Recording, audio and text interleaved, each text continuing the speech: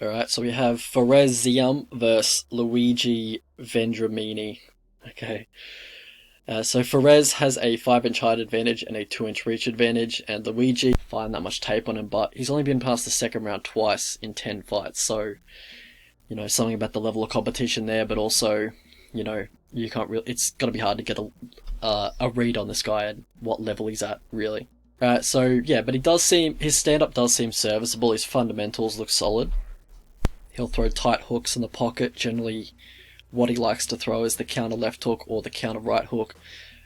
But pretty much as soon as he gets in the pocket, he just goes ham with hooks, starts throwing the left-right hook combinations, and vice versa. So yeah, he's just mostly just on hooks, really. And for Ferez, he comes from that kickboxing background. I'd probably say his kicks are his best weapons. Hands are okay, but definitely his kicks are much better. He has a nice low calf kick. I think that's his favourite strike. He mixes it in quite well. Other than that, it's the teeps to the body at distance, and the check right hook when opponents do look to close distance on him. But he has a few tendencies that do get him in trouble, like he will hang his lead hand out once he does pop the jab, and, it's not going to be near his chin, and that's why he gets caught by a lot of right overhands. And he will back up in a straight line onto the fence, and that's pretty much where Vendramini wants the fight to be. It seems like he wants the fight to be on the mat. Goes for takedowns pretty quickly. He looks to jump the back from the back body lock, so I think he's pretty keen to get the fight on the mat usually. And, Ferez, he seems like he does have some decent anti-grappling. Like, he has a good wizard to defend takedowns. He has strong underhook game. He'll get the underhooks in and then turn his opponent away from the fence and then look to disengage from there. But sometimes he can be a little too inclined to engage in the clinch grappling exchanges where, he can fall behind on the volume there. And if you do get him down, he does have some decent sweeps from half guard. So, you can't just sit in his half guard or guard. He does have some decent reversals. And also, he'll just kind of wait for the opponent to try and pass his guard, and then he'll look to explode. He's pretty patient on the mat, but if you don't look to pass his guard, he'll kind of just sit there. So, if I was Vendramini, I'd just sit in his guard, honestly. I wouldn't even try and pass the half guard. And when Ferez does go for takedowns of his own, he can stick his neck out, and his neck is very long and skinny, so, he is a target for those guillotines. How these guys win fights, so Vendramini seems like he sets a decent pace. I'm not sure if he can keep it due to lack of footage and lack of, footage of him in later rounds, but he seems to set a decent pace. And for Ziam, he's got a good frame for the division. How these guys lose fights, so for Ziam, he can be controlled in the clinch quite easily, pretty passive in the clinch. Also the grappling tendencies that we just talked about before, and then the striking tendencies that we discussed before.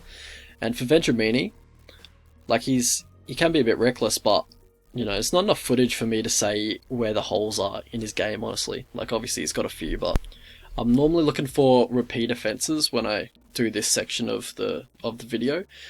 So if they don't check leg kicks, like, in 5 different fights, then I'll, say that's what they need to work on, that's how they lose fights. But for Vendramini, I don't have enough footage, so I can't really... I pretty much have one fight to go off, so I don't really have too many tendencies that he has repeated throughout his whole career that's how he loses fights. I just don't have that information available to me. Alright, pass to victory for these two. So for Vendramini, look for hooks in the pocket, extend your combinations, just look to get in the pocket, look to close the distance on the guy. He's a kicker, so you want to close the distance on him, but you want to take it to the mat. If you can't take him down, just look for the fence clinch and look to control him from there. But if you can get the body lock, look to jump the back from there, just like he did in the Dos Santos fight. I think that would be available against Ziam. Sorry. But yeah, his takedowns don't look great, but you got to try and take down Ziam. That's how you're going to win the fight. And then once you do get him down, stay in his guard, be patient with your passes. And then, yeah, really look for damage after you do pass. And for Ziam, look to keep it a distance, look for the teeps and leg kicks and the straight knee as he shoots. Just try and make him not shoot, you know what I mean? How I see this fight going, so yeah, couldn't find too much tape on Vendramini, and Ziam is very green, so you're going to have to make a few assumptions if you're going to want to play either side here. Both are really young, so both could potentially look like totally new fighters in this fight, since they both had a bit of time off. If I have to make a prediction, then I'll just pick Vendramini. I think he gets the submission. I think he eventually gets Ziam down and subs him not too long after that. On the feet, what's his name? Ziam could give him problems, but I see Vendramini getting inside and landing his hooks and then eventually getting him down. But yeah, Def's a pass fight for betting. Like, I think the line is pretty indicative of how nobody really knows what's going on and no one's too confident in either side, so I think that's fair enough, honestly.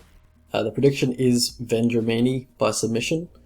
I think, yeah, I'm not going to bet this fight at all because the limited tape on Vendramini, but also it's just quite a low-level fight, and I think the line is basically correct. I think it's pretty much a pick 'em, but I slightly lean Vendramini. I think he gets him down and submits him.